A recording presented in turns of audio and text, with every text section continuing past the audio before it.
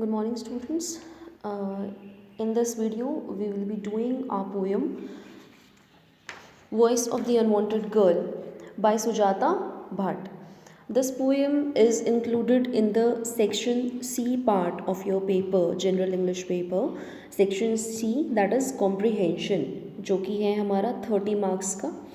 उसके अंदर there are various topics given, which includes poems, essays, stories, short stories as well, and questions will be asked on the basis of the these topics. ये जो भी आप poem इसके अंदर दिया हुआ है, पोएम है, ऐसे है, शॉर्ट स्टोरीज है एंड बुक्स भी हैं, उसका एक एक्सट्रैक्ट है छोटा सा. तो इसमें से क्या है, क्वेश्चंस पुटअप होंगे.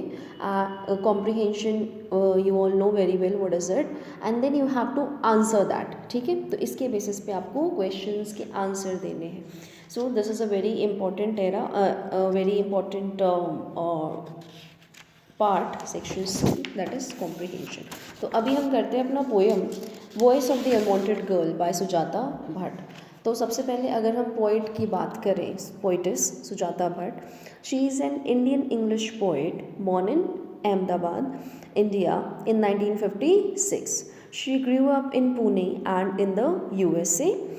She has received various awards including the Commonwealth Poetry Prize of Asia. She has translated Gujarati poetry into English, and she has also translated various poems of the foreign authors into English. Then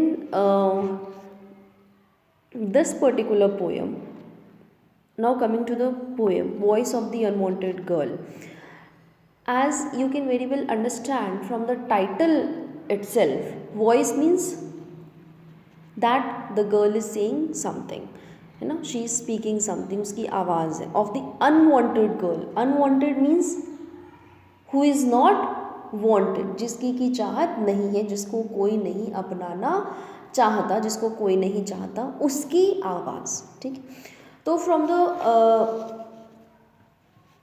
now what is the theme of the poem. ये जो हमारी poem है, इसका theme क्या है? The theme of the poem is female feticide. Now, what is female feticide? It is a very common practice in our Indian our country India. Though it is illegal, है ना, दो it is a punishable offence by law, काफ़ी कानून इसके खिलाफ बने हुए हैं, बट फिर भी क्या है, ये बहुत ज़्यादा अभी भी प्रचलित है, और ये एक बहुत ही क्या है, भयावह समस्या भी है भारत की. Now what is this female foeticide? Female means girl child. ठीक है, फीटिसाइड जो है word, it is made up of two words, foetus and cide. Now foetus का मतलब हुआ भ्रूण. ठीक है, माँ के गर्भ में जो जब बच्चा रहता है, when the baby is inside a mother's womb, तो वो सबसे पहले क्या है, एक भ्रूण की फॉर्म में होता है, फीटस की फॉर्म में होता है. तो दैट इज, भ्रूण को क्या कहते हैं इंग्लिश में? Foetus. And cide means killing. Cide means killing. तो foetus, the killing of the foetus, and when female is associated with this, so it becomes killing of the girl fetus. Now the total as you all are very well aware of this practice, जो भ्रूण हत्या की समस्या है basically Bharat में, सबसे पहले तो लिंग परीक्षण करवाते हैं कि हाँ जो भ्रूण है उसका लिंग क्या है, लड़का है कि लड़की है. फिर लोगों को पता चलता है कि हाँ ये तो लड़की है, तो फिर उसको क्या कर देते हैं, वो भ्रूण की हत्या कर देते हैं. तो भ्रूण हत्या को इंग्लिश में क्या कहा जाता है? Female foeticide. And the topic, the theme of our today's poem is female foeticide. भ्रूण हत्या के ऊपर ये कविता लिखी गई है. उस पूरी समस्या को क्या है, इस कविता के माध्यम से देखने की कोशिश की गई है. Now coming back to the poem, in this is a very beautiful poem, short poem written by Sujata Bhatt. The speaker of the poem को बोल कौन रहा है? The poem is written in the first person, and the speaker of the poem is fetus itself, which is killed in the वूम, ठीक है। जो speaker है हमारी इस कविता का वो स्वयं भ्रूण ही है, जिसको कि क्या है, मार दिया गया है गर्भ में ही, ठीक है। तो the speaker of the poem is fetus herself. Now, the tone of the poem. The tone of the poem is of despair, is of cry, is of pain, pain of the foetus.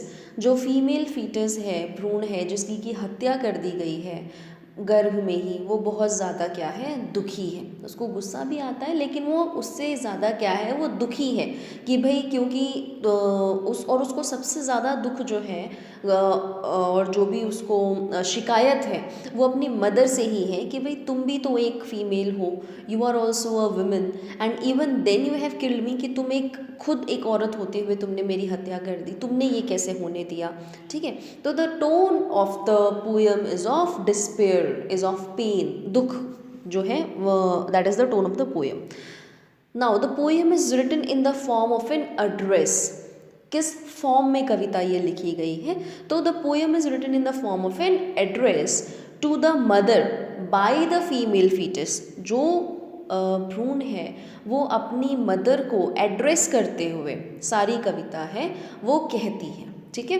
The poem is written in the form of an address.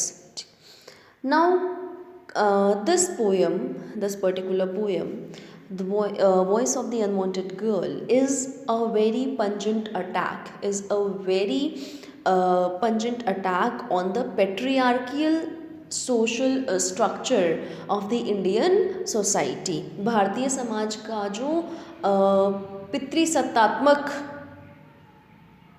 जो सामाजिक व्यवस्था है उसके ऊपर ये कविता एक बहुत ही कड़ा प्रहार करती है, ठीक है। So these were the some important points related to this poem, and now moving on to the poem. It begins as, Mother, I am the one you sent away when the doctor told you I would be a girl. From the very first line itself, it becomes very clear that the fetus is addressing this poem to her mother। वो अपनी mother को address करते हुए ये सारी बातें कह रही है। मतलब ये पोएम उस फॉर्म में लिखी गई है that she is addressing it to her mother, and from the very first line itself ये समझ में आता है कि that this she is complaining, वो शिकायत कर रही है अपनी मदर से। I am the one you sent away, कि वो मैं थी जिसको तुमने दूर भेज दिया। You sent away when the doctor told you, कब, जब डॉक्टर ने तुमको ये बताया I would be a girl, कि मैं एक लड़की पैदा होंगी, ठीक है। जो भ्रूण है वो अभी अपनी मदर से ये शिकायत करते हुए कह रही है कि जब जैसे ही तुमको ये पता चला, दो sex determination is, gender determination is a punishable offence in India. लिंग परीक्षण कराना एक कानूनन अपराध है, उसकी बहुत ही कड़ी सज़ा हमारे कानून में दी जाती है इसके लिए, बट इवन देन ये समाज में काफ़ी ज़्यादा प्रचलित है, ठीक है। तो this is what from the first para itself it is an attack on the social structure, कि अपराध होते हुए भी, ठीक है, ये लोग कर रहे हैं। I am the one you sent away when the doctor told you I would be a girl. In the end, they had to give me an injection to kill me. Now here in the very first paragraph itself, पहले के ही 5-6 लाइनों में पूरी जो कहानी है वो कह दी जाती है। दैट फीटस जो है वो शिकायत कर रही है अपनी मदर से कि जैसे ही तुमको ये पता चला कि भाई मैं एक लड़की के रूप में पैदा होंगी, एक फ़ीमेल पैदा होंगी, तो तुमने क्या है, तुमने मुझे जाने दिया, तुमने मुझे अलग कर दिया। मतलब तुमने ये परमिशन दे दी, हामी दे दी अपनी डॉक्टर को कि yes I will go for an abortion and I will abort this foetus, ठीक है। तो तुमने कैसे हाँ कर दिया, तुमको हाँ नहीं करना चाहिए था। तुम तो फीटस का यहाँ पे शिकायत ये है, या वो चाहती ये थी कि भाई उसकी मदर जो है वो उसको कम से कम प्रोटेक्ट करती कि नहीं I will keep this baby, लेकिन तुमने ही सबसे पहले हाँ कर दी। एंड जैसे ही तुमको पता चला कि भाई मैं एक लड़की होंगी, and in the end last में उन्होंने क्या किया, उन्होंने मुझे एक इंजेक्शन दे दिया ताकि मैं ख़त्म हो जाऊँ, ठीक है। तो this was the story, and in the very first line it self, first paragraph it self, the fetus tells the whole story। उसके बाद जो है आगे की लाइनों में धीरे धीरे सोशल स्ट्रक्चर के ऊपर किस तरह से ये पोएम और ज़्यादा प्रहार करती है, ये हम देखेंगे in the next videos. Till then, thank you.